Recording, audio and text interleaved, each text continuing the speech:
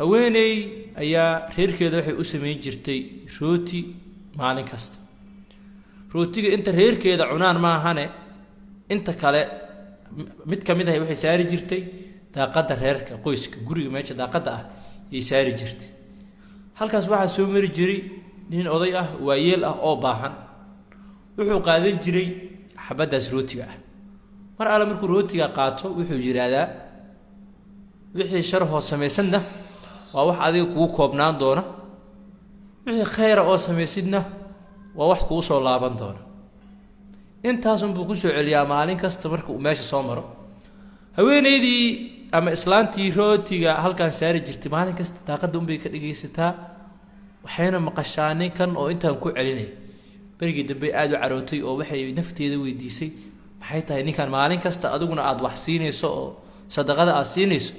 asigana sidaan kuugu abaal gudayo kula khayrka sameysidna waa mid lagu soo celinayo sharta sameysidna waa mid adiga ku ag joogi doonto ama kugu ekaan doonto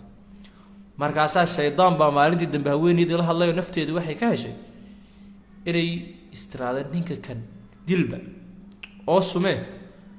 markaas xabadii rootiga hayday u saari jirtay daaqada ee wax u marisay sun markay meesha saari rabtay ay waxay dareentay culays way cuslaysatay waxay tiri oo maanta maxaad sameynaysaa qof bini aadana baad dilaysaa oo aad sababtiisa adigu yeelanaysaa may rootigii bay waxay ku tuurtay dabkii ku tuurtay mid kale dubtay kii meeshii sidii awalba u dhigi jirtay ay u soo dhigtay marka ay soo dhigtay haweeneydana waxa sadaqadaanu ay maalin kasta u sameysaayo culays baa jira ay dareemayso nafteeda ay ka dareemayso oo ah wiilay dhashay ayay weysay muddo marka ilaahay waxay kaga rajeynaysaa sadaqadaas ay bixinayso inay maalin uu wiilkeeda kula kulanto maalintii ay rootiga sumaysan ninka sii gaartay laakiin ay ka laabatay ee rootiga wanaagsan meesha dhigtay albaabka waxa uu soo garaacay wiilkeedii oo aad iyo aad u duruufaysan duruuf baan ay ka muuqato markaasay weydiisay waxa ku dhacay markaasuu yiri hooyo muddaan ka maqnaa gaajo iyo duruuf haysa darteedna waan dhiman lahaa maanta haduusan nin waayeel ah caawin lahayn waan dhiman lahaa markaasay tiri waa waxay ninka waayeelka ah ku caawiyo hooyo sidees ku caawiyo markaasuu wuxuu ku jawaabay nin waayeel ah iga hor yimi oo wata xabad rooti markaasuu wuxuu igu yiri hadii maalin kasta irsaaqdeeda rootigan bay ahaytaa xabadan rootiga ayaan quutaa laakiin maanta baahida adiga ayaa iga baahi daran xabadan rootiga ah qaado oo quudo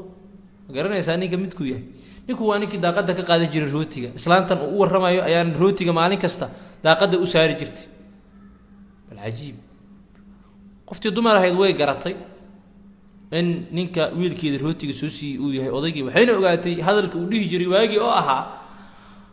khayrka aad sameysidna waa mid kuu soo laabanaya sharta aad sameysidna waa mid kuugu ekaan doonto ka waran marka haddii haweentaasu ay ficilkaa sameyn lahayd rootigaa sumaysan ay meesha saari lahayd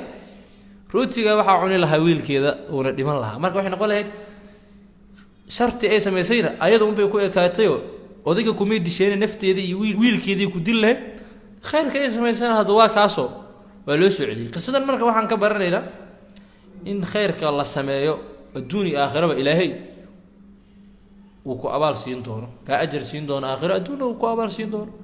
shartana kadalika sharta aad samayso adduunna ay kugu soo noqon karto aakhirana sidoo kale ay kugu soo noqon karto marka qisadaasi waxay ka hadlaysaa